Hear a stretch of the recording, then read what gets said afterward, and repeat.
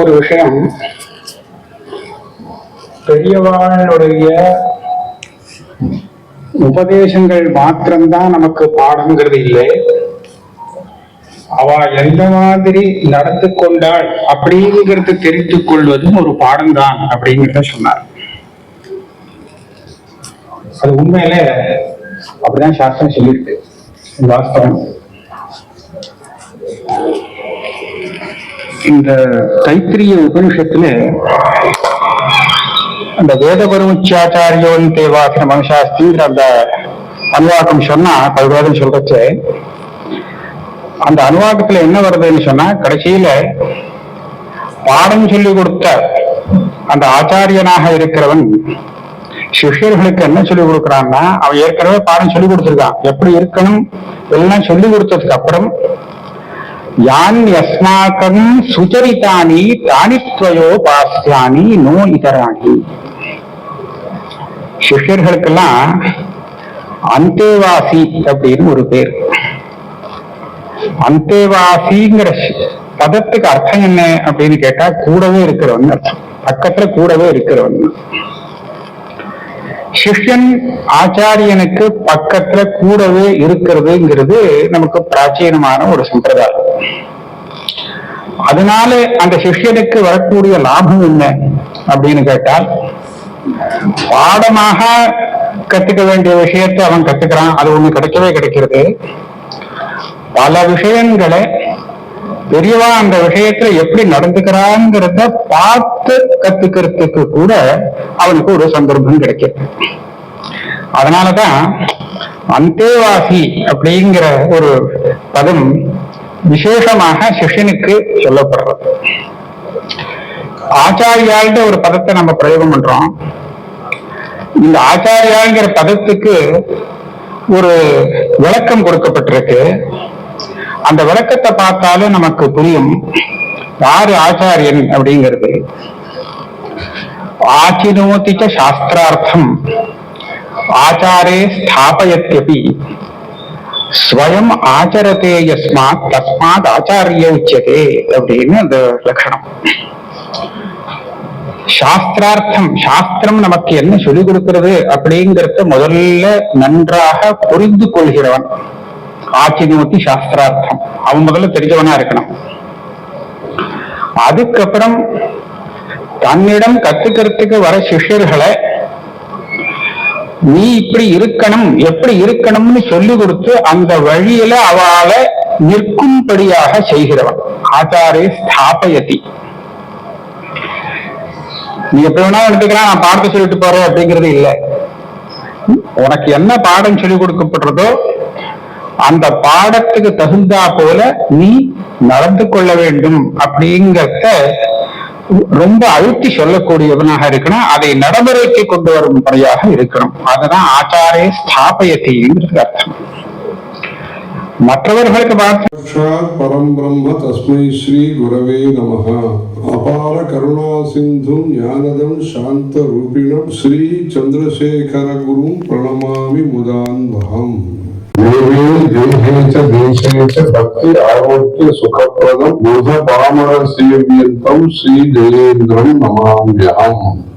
என் நெஞ்சு நிறைய புகுந்தார் ஸ்ரீ மகாபரிவாரும் ஏகாம்பரமாகிய நானும் என்கிற புஸ்தகத்தினுடைய 2ஆம் பகுதியானது 21ஆம் தேதி பாணி மகால் ஸ்ரீ சந்திரசேகரேந்திர சரஸ்வதி சுவாமிகள் அரங்கத்திலே வைத்து தமிழ்நாட்டினுடைய ஆளுநர் மற்றும் கேரள மாநிலத்தின் ஆளுநராக இருக்கக்கூடிய ராஜேந்திர விஸ்வநாத் அர்லேக்கர் அவர்கள் மூலமாக வெளியிடப்பட இருக்கிறது. அதாவது ஆங்கில தேதியின்படி நம்முடைய மகாபெரியவர்களுடைய பிறந்த நாளாக இருக்கக்கூடிய 20ஆம் தேதி மே அதையொட்டி இந்த புஸ்தக வெளியீட்டு விழா நடைபெற இருக்கிறது. முன்பு சாம்பமூர்த்தி சாஸ்திரிகள் மூலமாக ஜெகத்குரு திவ்ய சரித்திரம் என்பதாக புஸ்தகம் வெளியிடப்பட்டது. தற்பொழுது இந்த புஸ்தகமானது பகுதி 1 ஏற்கனவே வெளியிடப்பட்டது. தற்பொழுது பகுதி 2 என்கிற இந்த புஸ்தகமானது உங்களுடைய மடத்தினுடைய வைவீகமான காரியக்கிரமங்களை ஏற்று நடத்திய அப்பா குட்டி சாஸ்திரிகளுடைய மகனான புத்திரன் ஏகாம்பரம் அவர்களால் எழுதப்பட்டிருக்கிறது. ஏகாம்பரம் அவர்கள் பெரியவர்களுடைய நிறைய வருஷங்கள் உடனிருந்து பல்வேறு கைங்கரியங்களை செய்யக்கூடிய வாய்ப்பினை பெற்று அந்த கூர்ந்து கவனித்தல், குறிப்பெடுத்துக் கொள்ளுதல், குறிப்பை உணர்ந்து செயல்படுதல் என்பது போன்ற அந்த திறமையின் காரணமாக, அக்கறையின் காரணமாக அந்த எழுத்தாளராகவும் ஒரு நிலையை பெற்று இது போன்ற ஒரு சரித்திர புஸ்தகங்கள் இன்றைய இளைஞர்களுக்கு முக்கியமாக தேவை. இதிலே அந்த பெரியவர்களுடைய எண்ணங்கள், அவர்களுடைய அனுஷ்டான முறைகள், தேசத்தை பற்றியும் தர்மத்தை பற்றியும் அவர்களுக்கு இருந்த கவலை, அவர்களுக்கு இருந்த ஞானம், அவர்கள் செய்த உதவிகள், அதே போன்று தனி மனிதர்களுடைய வாழ்க்கையிலே ஏற்பட்ட அவலங்களை, கஷ்டங்களை தீர்ப்பதிலே அவர்களுக்கு இருந்த மிகுந்த அக்கறை, அவர்களுடைய அனுகிரகத்தினால் பலரும் பெற்ற இன்பம், ஆரோக்கியம், நிம்மதி, ஒற்றுமை, இது போன்று அந்த சரித்திரத்திலே இடம்பெற்றிருக்க வேண்டிய ஒரு வரலாற்றினை அவர்கள் அந்த ஒரு காலகட்டத்திலே பல பத்தாண்டுகள் அந்த புகைப்படங்களை அனுமதிக்கவில்லை. அந்த காலத்திலே இதற்கான சாதனங்களும் குறைவு. ஆகவே சரித்திரத்திலே இடம்பெற வேண்டிய பல்வேறு நிகழ்ச்சிகள் நடைபெற்றாலும் அதை அறிந்து கொண்டு அதை சிறப்பாக வெளிப்படுத்தக்கூடிய ஒரு வாய்ப்பு சிலருக்குத்தான் கிடைத்திருக்கிறது. அவர்களுடைய தீர்க்க தரிசனம், அவர்களுடைய தவ வலிமை, அவர்களுக்கு மக்களின் பால் இருந்த அன்பு, எங்கேயோ கிராமத்திலே சஞ்சாரம் செய்து கொண்டிருந்தாலும் உலக அமைதிக்காகவும் உலகத்திலே நல்ல விஷயங்கள் நடைபெற வேண்டும், நியாயம் தர்மம் வலுப்பெற வேண்டும், மனித பிறவி என்பது பயனுள்ளதாக அமைய வேண்டும், உலகத்திற்கு வசதிகள் என்பது தேவை, ஆனால் அது தர்மத்துடனும் நியாயத்துடனும் கூடியதாக இருக்க வேண்டும். புதிய நிர்வாக முறைகள் ஏனென்றால் அவர்களுடைய காலகட்டத்திலே உலகத்தினுடைய வரலாற்றினை நாம் பார்க்கும் பொழுது 1907ஆம் வருஷம் தொடங்கி அதற்கு முன்பேயும் சரி அந்த தர்மத்தினுடைய வரலாறும் சரி, உலகம் மற்றும் இந்தியாவினுடைய வரலாறும் வெவ்வேறு நிலைகளை கடந்து வந்திருக்கிறது.